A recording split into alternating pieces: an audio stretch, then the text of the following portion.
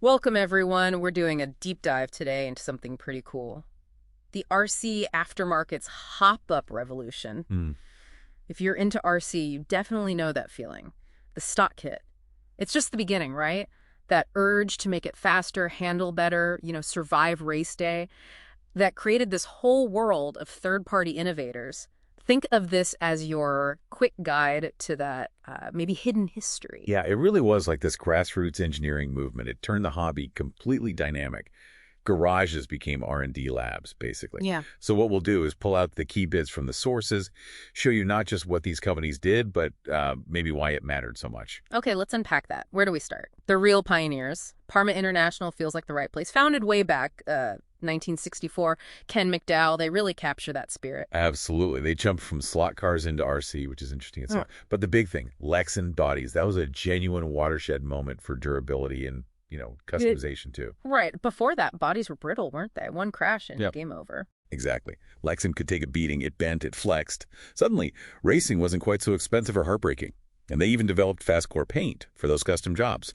It's kind of neat that they were acquired by a slot car company in 2023. Sort of brings that history full circle, preserving that heritage. Okay, so Parma's handling the outside, the look, the durability. What about the guts, the performance parts inside? Because that seems like where MIP, Moore's Ideal Products, really stepped up. 1978, Eustace Moore Jr. Oh yeah, MIP. They brought serious engineering but combined it with actual racing know-how. Their MIP CVD drive shafts. Iconic. Constant velocity drive shafts. They solve massive power delivery problems. How so? What was the issue before? Well, getting power smoothly to the wheels, especially under stress, was tricky. Dog bones popped out, U-joints could bind or break. CVDs gave you smooth, reliable power transfer. Huge for reliability, huge for performance. And you can't forget their 410 Legend conversion kit. Taking a classic 2WD buggy, the RC10, and turning it into a competitive 4WD, that was serious innovation. Okay, so we have bodies, we have driveline. What about where the rubber meets the road? Literally. Proline Racing started in '82. They seem to just dominate tires and wheels. Dominate's the right word. Yeah. 12 IFR World Championships linked to their products. That's basically unparalleled dominance in RC racing. Tires are so critical for performance that contact patches everything.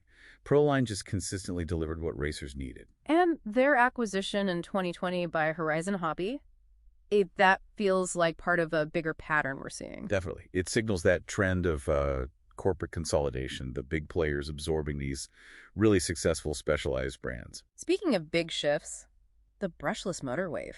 That completely changed the game, didn't it? Speed, efficiency. Oh, absolutely. It was like going from propeller planes to jets overnight. Brushed motors suddenly felt ancient, and that's where Hobbywing comes in. Founded 2005, China, they became this global powerhouse. How do they manage that? Breaking into a market often dominated by established brands. They offered really high-performance look at their Edrun competition stuff, or the Ezrun line for sport users, but made it accessible. They challenged the existing monopolies and, frankly, democratized that cutting-edge power for a lot more people. Redefined the market, really. But it's not always success stories, is it? I'm thinking of Venom-powered. Batteries, chargers, started 2001. Right. Venom's bankruptcy in 2022 is, well, it's a cautionary tale. It really highlights the intense pressure from, lower cost, often direct from China brands. Yeah. Especially tough when sometimes the core components, like battery cells, might even come from the same few factories. So if established players struggled, what's happening now? You mentioned technology democratizing things. Yeah, exactly. This new wave is fascinating. Look at someone like Ampro Engineering, Alberto Macerato, designing since around '07. He's using 3D printing to completely re-engineer vintage RC cars, making them better than they ever were originally. Wow, so not just copying old parts, but improving them with new tech. Precisely. It's like this rise of the artisanal aftermarket. Small creators, deep fashion, using new tools.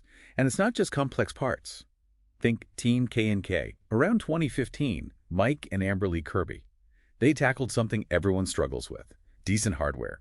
They just focused on quality stainless steel screw kits, solved a universal pain point. They've become this trusted name, even curating other good brands. Okay, so we've gone from garage startups to global corporations, Lexan bodies to 3D printed upgrades. What's the big picture for the future? Where's this all heading? I feel like it's becoming a barbell industry, like the shape.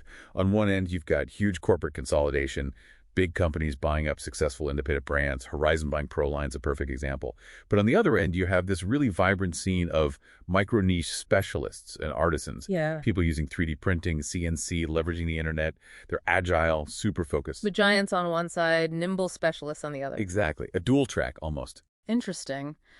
But through all that change, the tech, the buyouts, the trends, the core thing seems to remain, doesn't it? It's your drive as the hobbyist.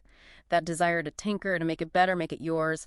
That's what created this whole aftermarket scene in the first place.